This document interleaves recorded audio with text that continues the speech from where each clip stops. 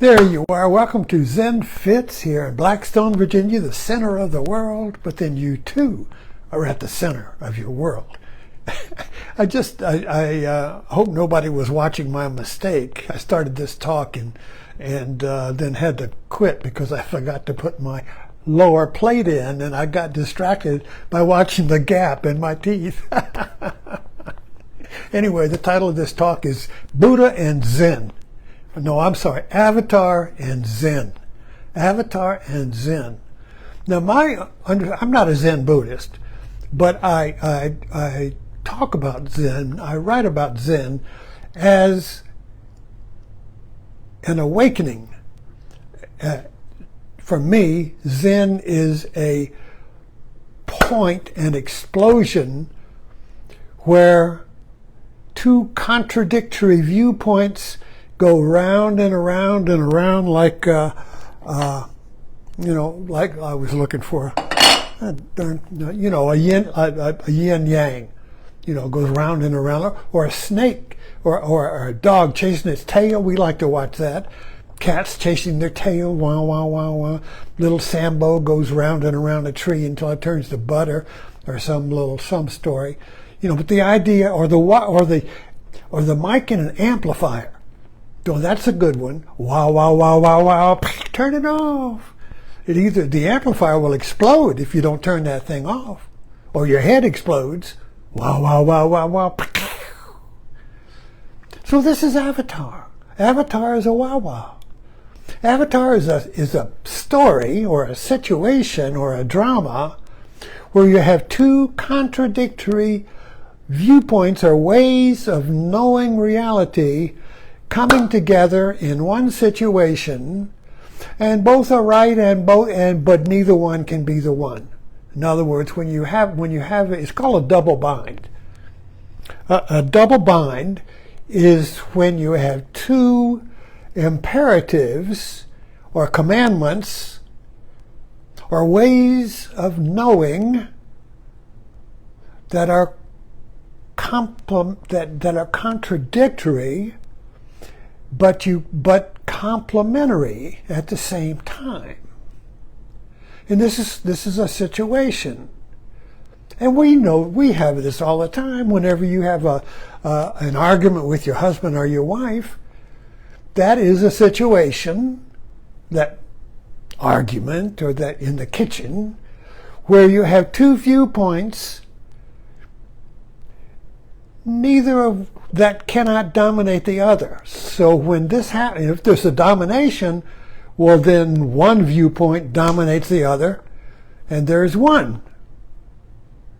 But if the two viewpoints cannot dominate the other, you have a civil war, you have an argument, you have a fight. And either that fight must be resolved, or you get divorced. So Avatar creates a situation where you have two viewpoints, both of which are valid, but they can't live in the same situation. They are incompatible. Now you have of course, Jake Sully is the hero who goes through this storm and comes out on the other side. But the two viewpoints are, one, that of the sky people are humans who see everything as an it, so they can exploit Pandora, because it's just it, just a bunch of trees. There's nothing holy there. There's no home there. There's nothing sacred. Just a bunch of trees, just a bunch of savages, This is a viewpoint. And then the other viewpoint is that of the Navi, who instead of seeing the world as it, sees the world as thou. So the Navi viewpoint is that everything is thou, everything is sacred, everything is one. And then the sky people is everything is over there, everything is it. Now the sky people is what the Navi call them, but the sky people are a metaphor for us humans. This is the modern world. This is the way we look at the world, as if we were a mechanic. A mechanic looks at the engine or the car as a thing that has logical part, that is put together logically, and he knows he can fix it if he applies reason to it, you see. But anyway, the point is the mechanic is separate from the car. But if you were this is a prose point of view, but if you were a poet, you would write about that car as the car. The car would be a vehicle for you. You and the car would be inseparable. For the mechanic, the car is separate, you see. But we're caught in this dilemma now, in this age, because we have these two conflicting viewpoints, and both are valid. But they're incompatible, so they can't live in the same mind. It's a civil war. The two viewpoints, you could say one is science. Now, science is the I-it viewpoint. In the science, which is the way of truth in the modern world. If you want to get truth, well, you got to go get science and evidence and the scientific method and all that. You don't call a witch doctor. You don't call a witch doctor or a psychic, you see. You want truth. What's real? The things are real, you see. And the things are over there. And there is a reason this world, we believe fundamentally that it's a rational world, that there is laws governing the world. In other words, we don't really believe in unicorns anymore. You see, we don't believe in magical intervention, unless you can do that if you want. But we're talking about the dominant worldview. The dominant worldview is that of the sky people. But the viewpoint of the Pandora, you could say, would be coming from an Eastern tradition. In the 50s, the world was pretty much locked into the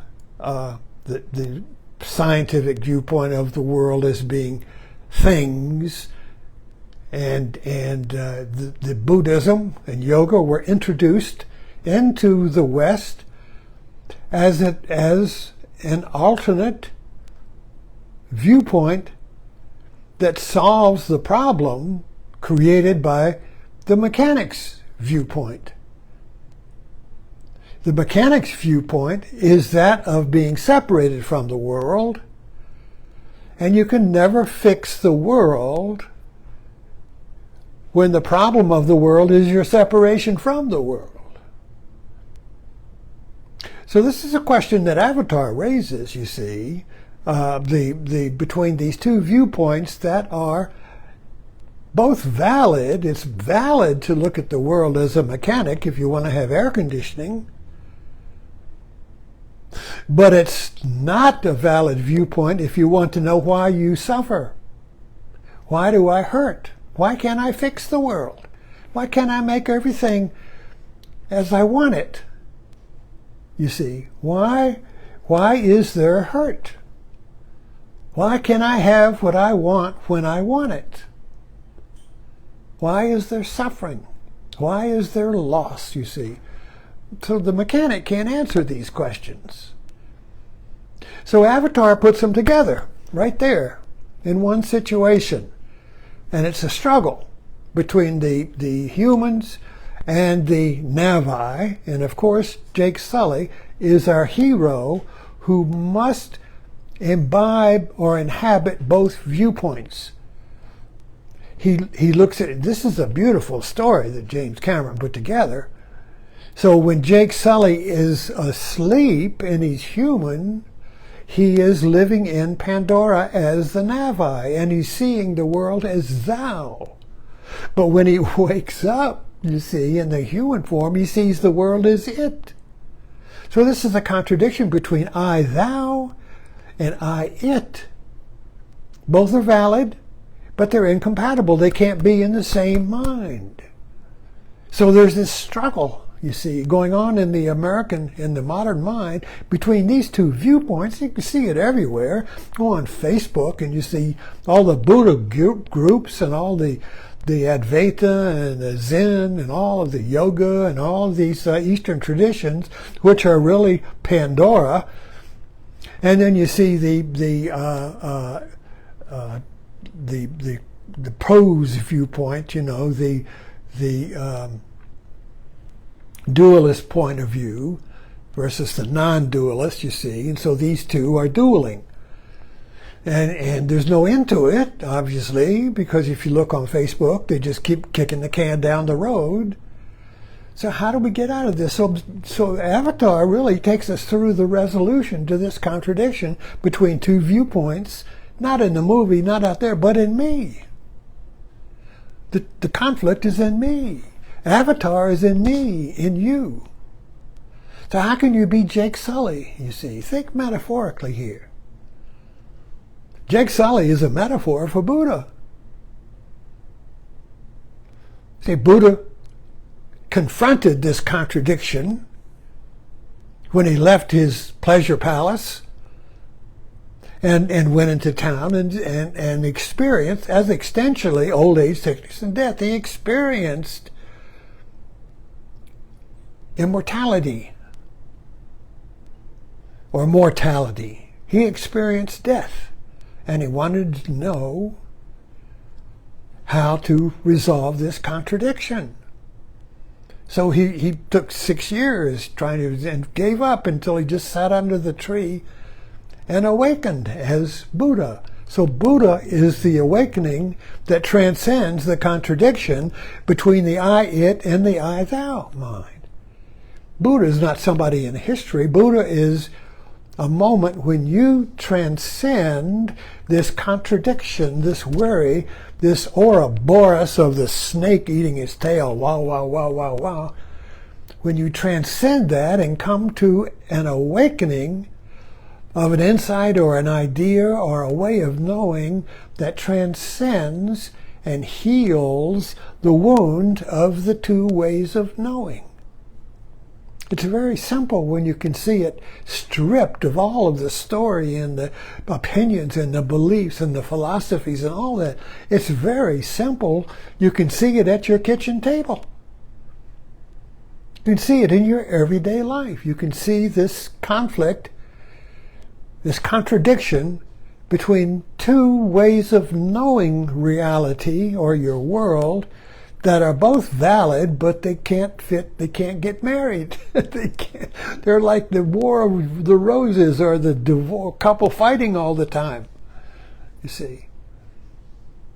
You know, so this wow, wow, wow, wow, conflict, this war going on, is not we can see it out there, the war between the political parties and all of that, and religions and all that, but the source of it is in you.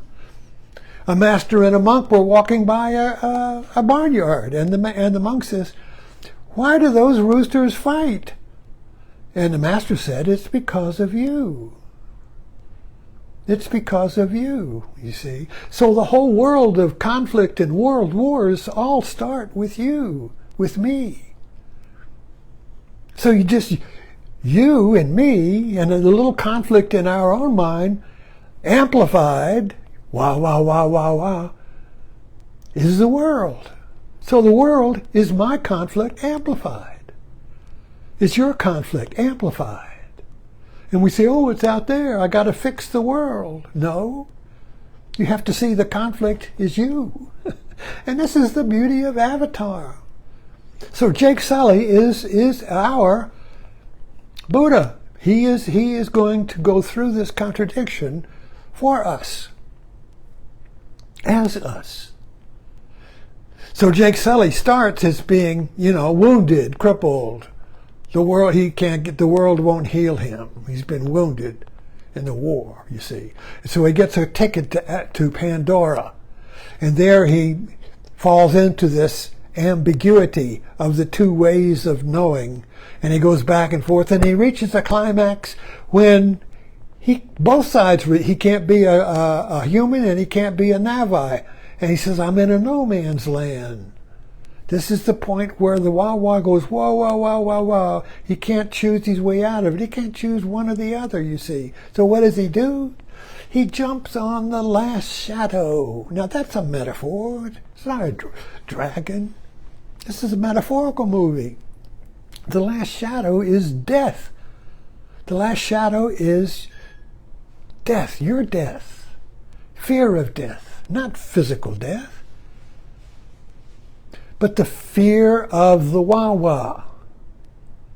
See, death in the mind, not in the body, but death is the fear of losing me, the fear of not being, the fear of being sucked into an abyss, an oblivion, being devoured, the fear of Jaws, the fear of being devoured and eaten, not by somebody else, but by my own mind.